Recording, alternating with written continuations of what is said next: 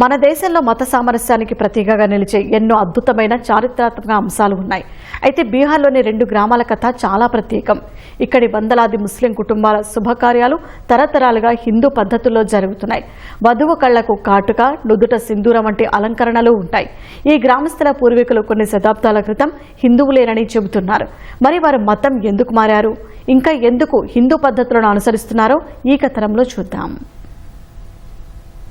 బీహార్లోని గయా, ఔరంగాబాద్ సరిహద్దులో ఉన్న పీరు, బంతారా అనే 2 గ్రామాలు హిందూ ముస్లిం సామరస్యానికి ప్రతిబింబంగా నిలుస్తున్నాయి. ఇక్కడ నివసిస్తున్న 1000కి పైగా ముస్లిం కుటుంబాలు ఇస్లాంను అనుసరిస్తున్నా వారి ఇంటి శుభకార్యాలు మాత్రం హిందూ పద్ధతుల్లోనే జరుగుతాయి. మసీదులో నికాహ్ జరిగినప్పటికీ ఇంటి వద్ద హిందూ ఆచారాలనే అనుసరిస్తారు. వివాహ వేడుకలు మొదలయ్యాయంటే చాలు ఇక్కడ దశరథుడు, శ్రీరాముడు కీర్తనలు వినిపిస్తాయి. హల్దీ వేడుకలో మహిళలు గుమిగూడి ఈ జానపద గీతాలను ఆలపిస్తారు. హిందూ వివాహాల్లో లాగే మడ్వా వేసి పెళ్లి పందిరి కింద నాగలిని నడపడం వంటి ఆచారాలను ఈ ముస్లిం కుటుంబాలు కొనసాగిస్తున్నాయి. వధువు కళ్లకు కాటుక, నుదుట సింధూరం వంటి అలంకరణలు తప్పనిసరిగా ఉంటాయి. హోలీ, దసరా వంటి పండుగల్లోనూ పాల్గొంటారు. జూటా, హిక్కయ్య వంటి ఇతర హిందూ ఆచారాలు కూడా వారి సమాజంలో కొనసాగుతున్నాయి. 14వ శతాబ్దంలో ఫిరోజ్ షా తుగ్లక్ పాలనలో ఈ ప్రాంతాలకు చెందిన జమీందారులు భూమిహార్ మధురా చౌదరి, సోనభద్రి భూమిహార్లు తమ అనుచరులు, బంధువులతో కలిసి